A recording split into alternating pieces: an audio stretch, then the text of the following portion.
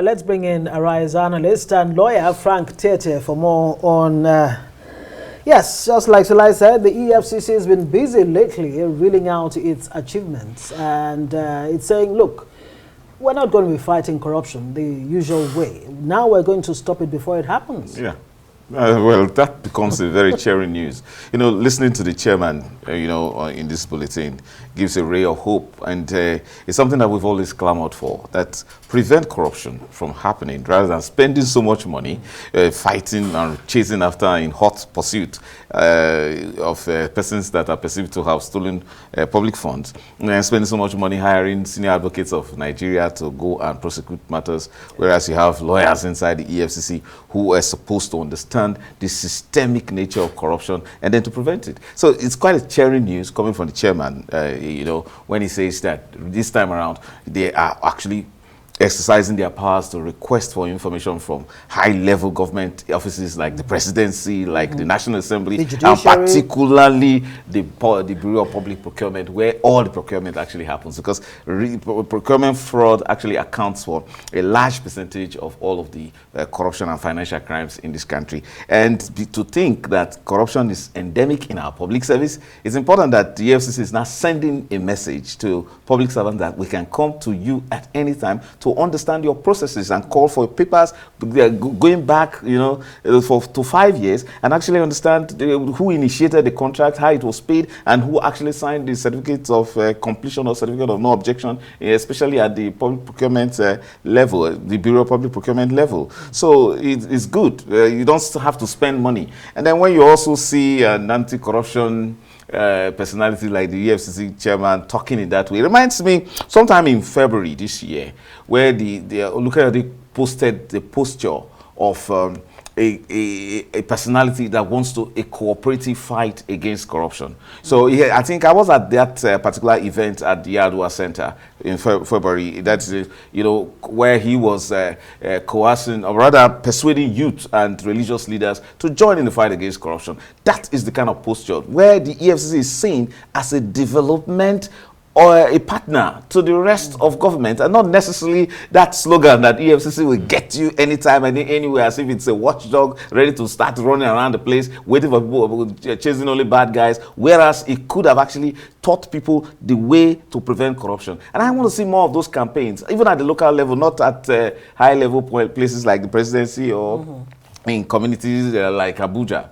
So I think it's cheering news. We will see more. We expect to see more of that. Yeah. We expect to see prevention of crimes. And I'm happy, very, very happy that he's talking about economic crimes in the nature of mining. Yeah. So we were talking about the gold mining and all that. Why is it that you would allow so much of illegal mining of gold and then you will only be able to catch them at the airport, just simply because somebody blew the whistle? And that also brings the point that the EFCC should now begin to, open up its doors in such a manner that people, Nigerian people, will perceive it as an accessible organization that they can easily talk to, especially at local level. Yeah, because the truth about it is that when you steal public funds, when you actually divert public funds, the ultimate sufferers are the ordinary people who are expected to get the services of government. So until the public perceives EFCC as a partner, the way Olukayode is presenting it now, it may not really achieve much. But I think that we are on a new direction. And another thing he also spoke about is beaming a searchlight on the Presidency and the National Assembly. Yes, which is very key here. And when you said you were privileged to be in that hall in February, and he spoke about collaboration. Yeah. And this is where these attempts will come in. How much of assistance do you think he will be getting from the political class? But I'm very impressed that the man is exercising enough courage to say he's intending to probe the Presidency, and that's good. So it means that necessary independence, which we have always said is lacking in the EFCC. The EFCC chairman needs not all the time to kowtow to the Presidency. So now he's able to ask for documents, and he's praising the Presidency that documents have arrived.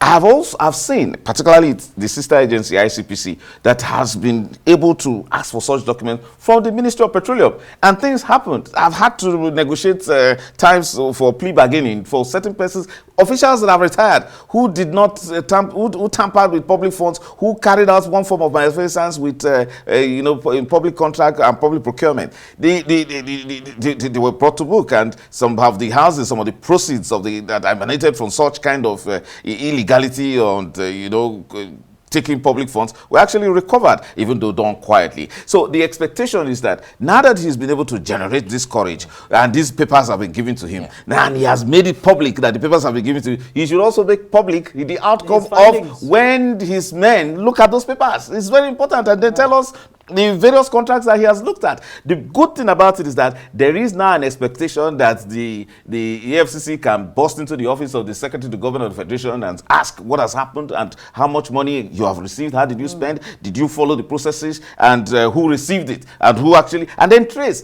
The only interesting thing is that, you see, let's not make a mistake about it. The EFCC has the capacity to look at every possible account, every bank account in this country. So, and to also watch movement of funds. And it has the cooperation of all financial institutions because who have reporting obligations. Yeah. So what is the EFCC doing? It doesn't really need to ask for some of these papers because it sees virtually all the transactions. But it has to have and manage a careful balance, because you don't have to disrupt economic activities in the name of the fact that you are watching for a certain 50 million that is moving from one account to the other. But nevertheless, it must understand the pattern. And that's why I like the word systemic that the chairman used. You must understand the systemic approach to corruption. And then you yourself have the mind of a corrupt person operating in government, and then sort of, carry out some form of agent provocateur approaches to it, and then set people up, and then you can understand and prevent corruption.